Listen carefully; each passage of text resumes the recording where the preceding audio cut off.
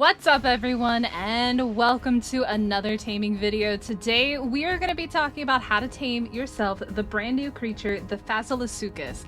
Now this giant overgrown Komodo dragon is absolutely terrifying. It has teeth to fear.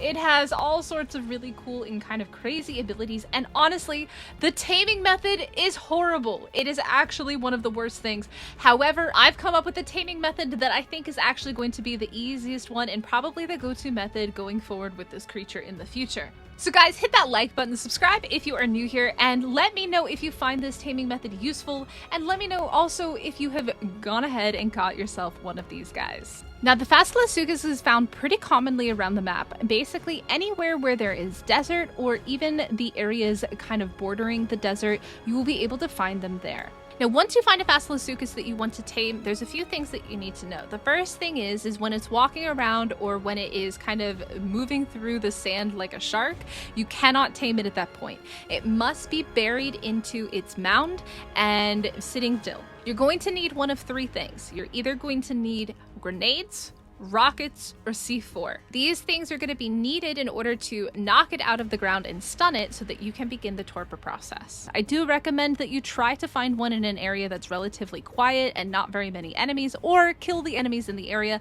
so that way if something does happen, you don't have to worry about it getting killed. Now, if the Fasolasuchus does take damage during the taming process, it actually does not mess up the torpidity, because this is actually not the taming method itself, this is just the method to knock it out. So once you do find your Fasolasuchus that you want to tame and it is in its mound, you're going to either throw a grenade at it, you're going to place C4 next to it, blow it up, or you're going to fire a rocket at it. That will cause the Fasolasuchus to come out of the ground. It'll have stars kind of floating around its head, and that means that you can go up and you can ride it and begin the taming process. Once you're riding the Fasolasuchus, you're going to have very little control.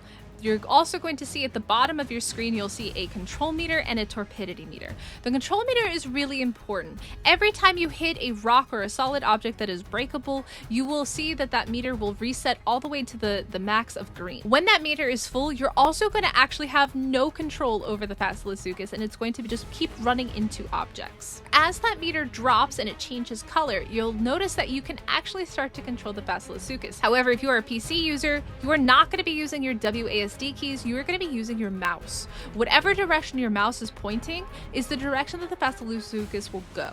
So if you're going to go left, you'll just turn your camera to the left. If you're going to go right, you're going to turn your camera to the right. It's really weird to get used to, but once you figure it out, it's actually not that bad. Eventually, if that control reaches 0, you will get kicked off. Now, have no fear, if you do get kicked off the Fasolasuchus, it does not reset the torpidity. You don't have to worry about that. I haven't had an issue with that being a problem, and I've been doing this for hours and hours and hours, figuring out the best ways to tame this thing. It does not mess with your torpidity on the creature. Once you are on the Fasolasuchus, you're going to be running it into rocks or hard objects in order to get it to essentially knock itself out. Rocks are actually not the best way to knock out the Fasolasuchus. There are a few different things that I recommend that you look for as you are in the process of getting ready to tame one of these things. You can look for metal nodes, keratin bones, crystal, obsidian, or my personal #1 recommendation are the salt nodes. The salt nodes that spawn out in the desert are absolutely amazing. Why? Because you get around 50 torpor per node, and that goes for the other objects as well. I've noticed that you get a lot more torpor depending on whether it's a regular rock or if it's one of these kind of special, more rare resources. So one of the things that I did is I went around the desert and I just looked for salt nodes, and I basically marked them as waypoints on my map, and then I would try to tame a high-level Fasolasuchus in that area. Now, they're all around the map, and like I said, they do kind of tend to spawn in clusters. They kind of follow a line. Using these salt nodes is the best way in order to get that torpidity up as fast as possible. Now, one of the only problems with this is in a few spots, it does seem that there is a bit of a gap between where you have your salt formations. And my advice for you, if you're going to be using the salt method, is that you kind of hug the edge of the desert as you're going between maybe the longer period distances. And that way you can hit a rock every now and then, and that'll allow you to keep your torpor up, but also allow you to not lose control. You do need to be careful though, because if you do get kicked off, you're going to have to wait for it to go back into its little dirt pile before you can begin the taming process again. Now, one thing that I've noticed is that the torpidity does not really seem to reset. It does drop very, very slowly as you're riding it, but I haven't really noticed a huge drop when you get kicked off and you have to wait for it to go back into the ground. Do be careful though, because it is pretty aggressive and it will attack pretty much anything, not only you, but also the creatures around you. I found that I'm able to outrun it pretty well as long as I'm not weighed down with items. However, if it does start attacking things, it can get itself killed, so you do need to be careful depending on the area that you're in.